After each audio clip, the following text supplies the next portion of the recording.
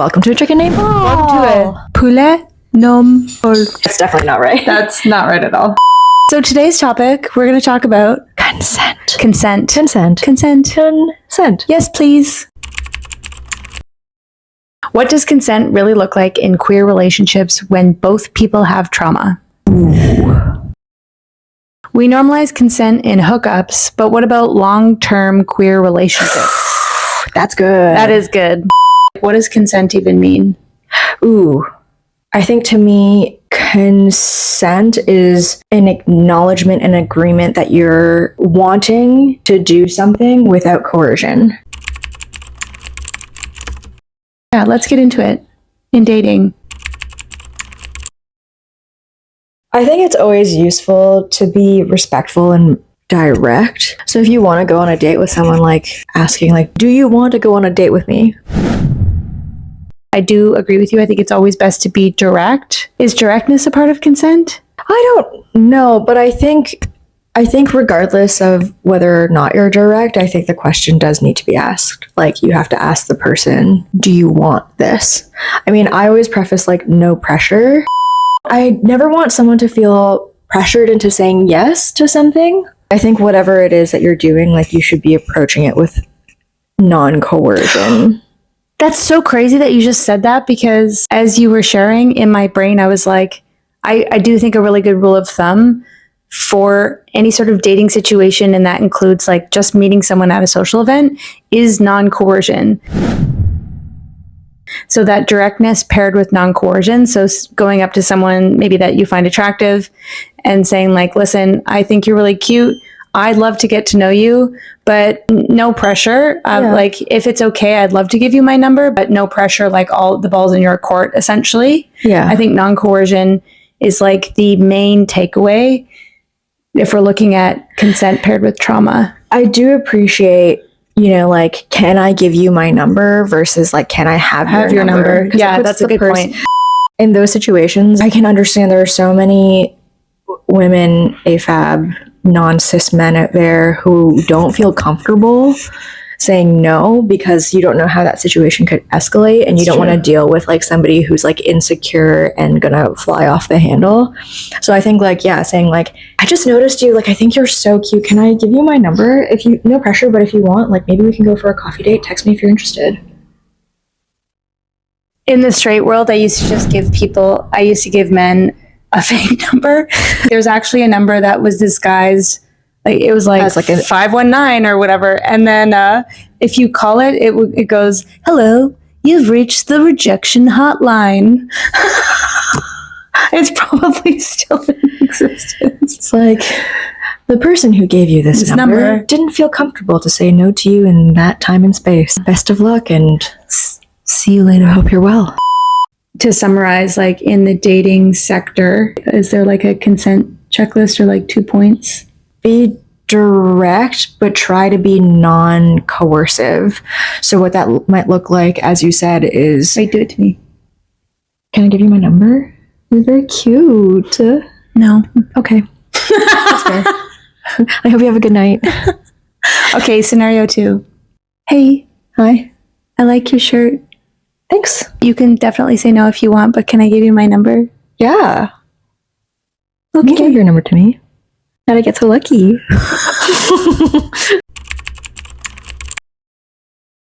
So once you've kind of met the person, you've like introduced yourselves, maybe there's a number exchange, then possibly down the road, there's like an intimacy component. Yeah. When two people have trauma, what does consent look like when someone has trauma in the context of queer intimacy? I think you are actually an expert on this. Oh, I don't know if that's true. No, it's true. I thought that all of my previous relationships with men, I was like, yeah, they're good. And then I met Tiff and I was like, and you probably don't realize it because it's so natural for you, but you are an expert. Oh, I don't... in this. Okay. I don't know if I feel comfortable claiming that I'm an expert. I'm claiming that you're the expert because I'm on the other side of it. I think you just check in. Like, hey, like, is this okay with you? I know in like BDSM communities, it's like red light, green light, or like red light, yellow light, Red green light. light. Red light, yellow light, green light is actually a really great imagery to use when it comes to intimacy, I think. It's typically used within like BDSM communities to say like green, like, yeah, like let's keep going. I'm into it. Red, obviously stop. Like, no. And yellow's like, I don't know how I feel about this. We can continue, but can we like check in again? Or like, can we go a little bit slower? I do my best to ask or to say what I'm gonna do before I do it. Or like as I'm doing it, I'm like, is this okay? Can I touch you here? Is it okay if I take this off? Can I take this off my own body? Is that okay with you? I think the red light, green light is really helpful because what I'm thinking about is someone with trauma. Mm-hmm. Like sometimes I don't know how to verbalize what I'm feeling in the moment. Like in my mind, I'm thinking like, oh, I should be okay with this, but then my body is feeling uncomfortable. I think in the moment it's hard for me to say like, oh, I'm feeling uncomfortable because like my mind is saying one thing, my body's saying another. So if you have a word or phrase like yellow light to just pause without further explanation, sometimes I think that's easier than being like, hey, so I'm a CSA survivor and like my mind is saying one thing and my body's saying another. And what that looks like is my mind is really into this, but I can feel my body seizing up. Like there's two different things. I'm not going to say that to someone versus me being like, yellow light. It's on both parties, but I think for me, I work really hard to read what my partner is feeling, if that makes sense. I mean, that's why I think you're so good at it because you have exceptional, like you can read cues well. Which is so funny because like outside of it's like within a physical context, it's like easier for me to read body language because it's something that I think I also enjoy studying. But outside of that, I think I have a very deep desire to make sure that I don't make someone feel unsafe because I know how it feels. The last thing I want to do is put someone in a position where I have made them feel that way. So I think it's important to like check in. Can I add something on? Yeah, please do. I also am thinking like, obviously we're carrying the non-coercion piece through from the initial dating phase. Talking about red light, green light, also useful. I would appreciate, and I feel like you do this, if someone offered me choice to know, like intimacy can feel scary, especially if you don't completely have an entire idea of like a whole picture of a person, but knowing that I can stop at any time and leave at any time, like that element of choice is really helpful. Knowing that I could like get up and use the washroom or like get up and just take a second, put my shirt back on. It's also ongoing. We practice consent like throughout our relationship. You and I, it's like anytime we engage, like we're intimate together. Like, I think we're both constantly checking in. And I think that's something that doesn't get talked about enough is that it's an ongoing process. Like, throughout every experience, I think. Some people might be like, well, is that insecure? To be like, do you like this? Is this okay? Is this okay? I think there are other ways to ask. I also think since we're talking about this contextually within trauma experiences, in a seminar that I was taking as like, I'm a trauma facilitator practitioner, the teacher that was teaching the trauma material said, you can never offer a trauma survivor too many opportunities for choice. At the heart of trauma is a loss of choice. So it can feel really empowering to, in an intimate and close relationship, all of a sudden, like you have the ability to choose. And I'm saying that as well as a CSA survivor. My trauma was central to me not having choice in a sexual context. So for Tiff now to be like, is this okay? Do you want this? What about this? We can stop. It feels very healing because I'm being considered. Well, that's like bare minimum. You would think. Before we move on, I think it's important to say that, like, if you want us to do one video on any particular thing that we've talked about, like to go really micro niche, we can do that as well. Anything to add before we move to the next category? Can I give you a kiss? Yeah. Oh, I was going to say, I think it's really tough because we have been socialized through, for example, like movies are really bad for this. To be like, just go after what you want, go up, grab the girl by the back of the neck and like plant one on her. You know, like we grew up watching those movies in the 90s and 2000s. And it's like, I think it's hard because like non-consent has been romanticized. I think that's why I loved Portrait of a Lady on Fire. The director, Siema, very clearly said she was really somewhat frustrated with the way that movies portray intimacy. And she's like, I want intimacy to be a choice, and a choice that both people make. Because, yeah, to what you just said, like, that's just like the Hollywood standard. And so she had a scene where both women had like these sort of like veiled scarves around their mouths because it was super windy. And like they're like in a cave, and the first time that they kiss, they both actively take their masks down, or the little veil like guard around, and it's like sheer so you can see their mouths, and they like both take them down to show that they both want to do this together. It's a good visual representation. It's a visual representation of it. Yeah, I think it's also okay to be like, can I kiss you? Or I really want to kiss you right now. It's also really good. Okay, so consent in arguments once you're dating a person. I feel like this is something that is also not really talked about a lot. At the center of trauma is a loss of control and a loss of choice. So you cannot heal relationally with coercion and a lack of choice, because those are the things that traumatized you in the first place, that were a part of the traumatizing in the first place. So in arguments, yeah, I feel like people don't talk about this because everyone gets heated in an argument. And then I think a lot of people, because they're feeling passionate, they dismiss the consent in the moment because they're like, well, I'm upset. And again, it's kind of the romanticization of angry scenes in movies and people just losing their because they're upset and they're so in love.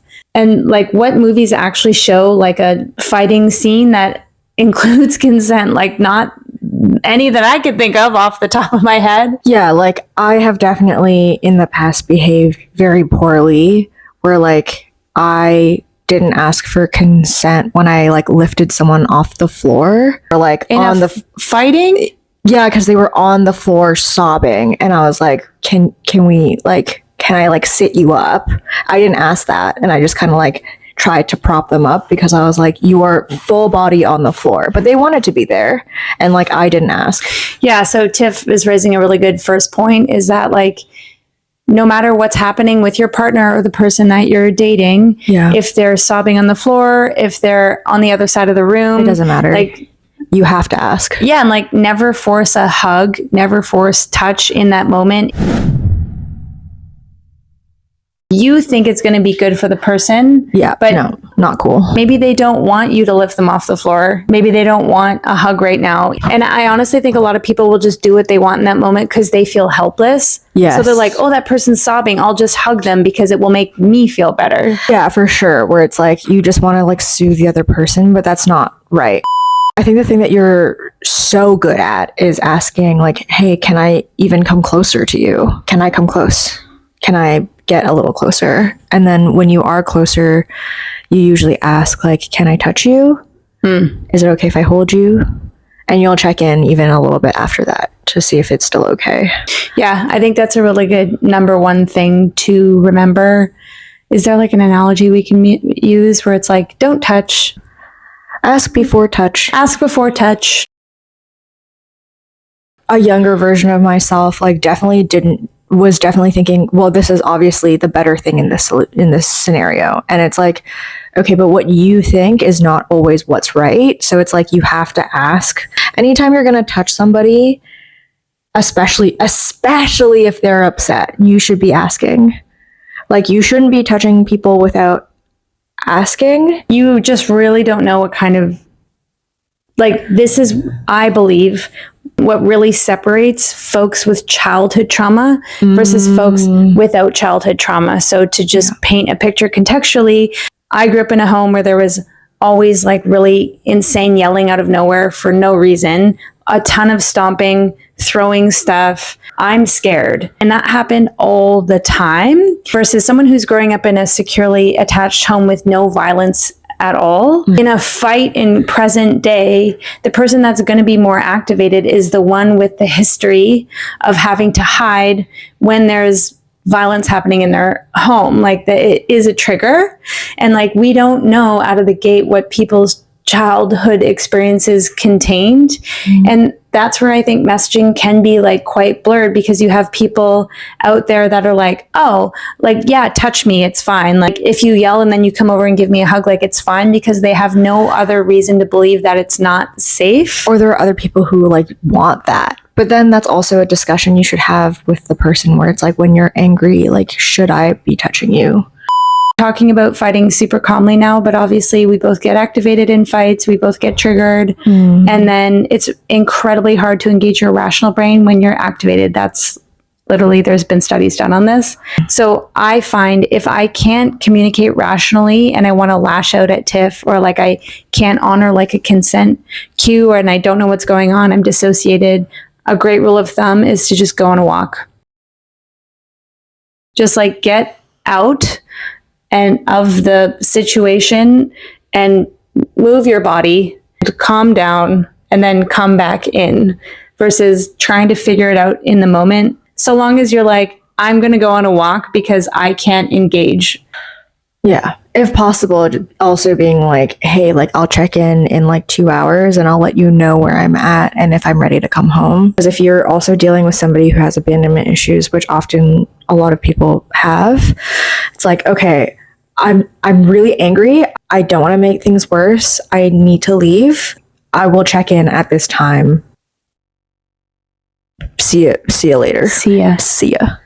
That's a great baseline.